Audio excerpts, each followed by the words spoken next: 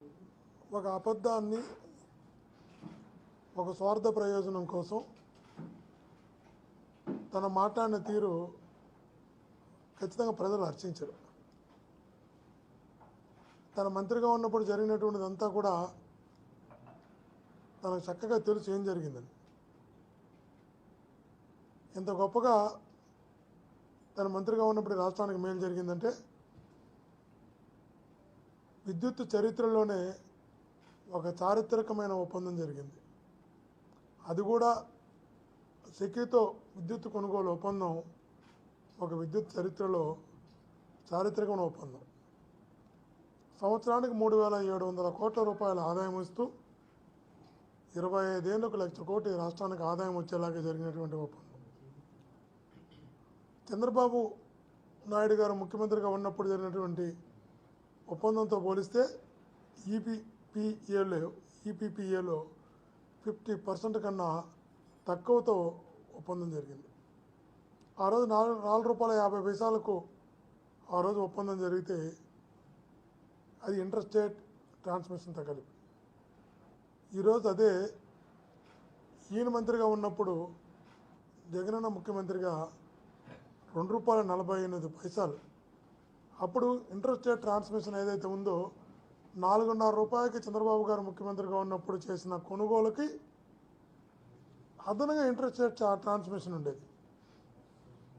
₹2.49 తను మంత్రిగా జగనన్న ముఖ్యమంత్రిగా జరిగిన ఒప్పందం 50% కన్నా తక్కువ, ఇన్క్లూడింగ్ ఇంటర్ స్టేట్ ట్రాన్స్మిషన్తో కలిపి. అంటే ఇంత మంచిగా జరిగిన ఒప్పందాన్ని మంచి అని చెప్పుకోలేని దీన స్థితిలో ఈరోజు కూటమి ప్రభుత్వంలో వాసన ఉండడం నిజంగా కూడా బాధాకరం. మేము ఎవ్వరం కూడా వాసన్న వాళ్ళకి దగ్గర అవ్వడం కోసం, వాళ్ళని మెప్పు పొందడం కోసం, వాళ్ళని మెప్పించడం కోసం, వాళ్ళకి దగ్గర ఏదో ఒక రకంగా రాజకీయంగా ఎదగడం కోసం ఈ స్థాయికి దిగజారుతాడని మేము కళ్ళలో కూడా అనుకోవాలి. మంచిని మంచిగా చెప్పుకోలేనటువంటి దీన స్థితిలోకి ఆయన వెళ్ళిపోయాడు ఈరోజు. నిజంగా ఇది తన క్యారెక్టర్కి తను అనుకుంటున్నారు జగన్మోహన్ గారి వ్యక్తిత్వాన్ని హననం చేస్తే తనను గుర్తిస్తారు, గౌరవిస్తారు, తనకు పార్టీలో ప్రాధాన్యత ఇస్తారు అనే ఒక భ్రమలో తన వ్యక్తిత్వాన్ని తను హననం చేసుకుంటున్నాడు, తన వ్యక్తిత్వాన్ని తను దిగజార్చుకుంటున్నాడు. ఈ ప్రజలందరూ కూడా అలా భావిస్తున్నారు అనే విషయాన్ని నిజంగా వాసన మర్చిపోతున్నాడు. ఇది మంచిది కదా, ఎందుకంటే తను నేను ఎంపీ ఎమ్మెల్యేలుగా పోటీ చేశాం, తిరిగాం. కానీ ఎవరినో మెప్పించడం కోసం, ఎవరికో దగ్గర కోవడం కోసం, ఏదో ఒక ఎమ్మెల్సీ అవ్వడం కోసమో, దానికన్నా పై పదవి కోసమో ఈరోజు మనిషి అలా దిగజారిపోతాడు మేమైతే ఊహించలేకపోయాం. ఎవరు అంటున్నారు సార్ తన భ్రమలో ఉన్నాడు, పాపం ఆ ఎమ్మెల్సీ పదవి కూడా 9 కోట్లు ఎంత ఇచ్చి కొనుక్కునే పరిస్థితిలో ఉన్నాడు తన పాపం. అక్కడ తనకి ఆడు ఫ్రీగా కూడా ఇవ్వడం లేదు అంటే ఆశ్చర్యం వేస్తుంది. మీరు మంత్రిగా ₹2.49 ఇంటర్ స్టేట్ ట్రాన్స్మిషన్తో కలిసి ఒక బ్రహ్మాండమైన ఒప్పందం జరిగి సంవత్సరానికి 3,700 కోట్ల రూపాయలు రాష్ట్రానికి ఆదాయం రావడం, నాణ్యమైన విద్యుత్తు, పగటిపూట విద్యుత్తు ఇచ్చేలాగా ఒక ఒప్పందం కుదిరితే నా పేరులో ఇంత మంచి ఒప్పందం జరిగిందని చెప్పాల్సింది పోయి అర్ధరాత్రుల్లో నా చేత సంతకాలు పెట్టించాలంటే నేను సంతకం పెట్టలేదు, సంబంధం లేకుండా క్యాబినెట్ అప్రూవ్ చేశారంటున్నారు. మీ ద్వారా అడుగుతున్నా వాసన్న ఒకటే చెప్పినాం. 2021 సెప్టెంబర్ 10 మనకి సెక్యూ నుంచి ఒక లెటర్ వచ్చింది ప్రభుత్వానికి. ఆ మరుసటి రోజే క్యాబినెట్ ఉంది. ఆ లెటర్ వచ్చిన తర్వాత ఆ లెటర్లో వారు ఇన్ ప్రిన్సిపల్గా దాన్ని అప్రూవ్ చేస్తూ క్యాబినెట్కి తీసుకొచ్చారు. అందులో కూడా మీరు సంతకం పెట్టారు. ఇన్ ప్రిన్సిపల్గా సెప్టెంబర్ 10 2021 వచ్చిన లెటర్లో, ఇన్ ప్రిన్సిపల్గా వచ్చిన లెటర్లో కూడా సెకీ అంటే ఇది కేంద్ర ప్రభుత్వ తరపున వచ్చినటువంటి సంస్థది.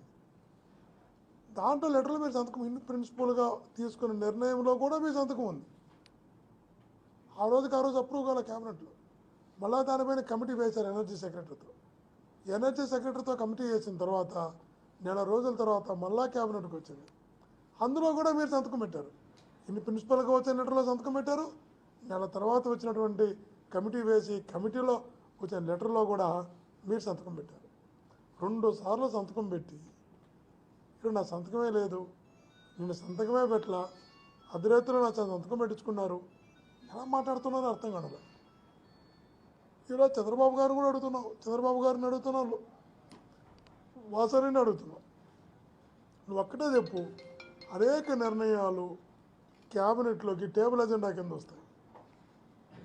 టేబుల్ ఎజెండాలో కూడా పెట్టి ఈ ప్రభుత్వమైనా ఆ ప్రభుత్వమైనా కేంద్ర ప్రభుత్వమైనా కొన్ని నిర్ణయాలు కొన్ని ఆలోచనలు టేబుల్ ఎజెండా కింద కూడా వస్తాయి. కొన్ని ముందు రోజు నిర్ణయాలు తీసుకున్నట్టు ఉంటాయి. ఇవన్నీ కూడా సర్వసాధారణం. పరిపాలన నేను 10 సంవత్సరాలు శాసనసభ్యుడిగా పనిచేశాను. ఈ వ్యవస్థ ముందు ఉన్న అవగాహనతో చెప్తున్నాను. కాబట్టి నాకేం సంబంధం లేదు, నేను పెట్టలేదని క్యాబినెట్ అనేది కలెక్టివ్ డిసిషన్ అవుతుంది ఎప్పుడు కూడా. సరే ముందు రోజు చర్చించుకోవడము, సేమ్ డే చర్చించడము, ఇవన్నీ సర్వసాధారణంగా జరుగుతున్న అంశాలే.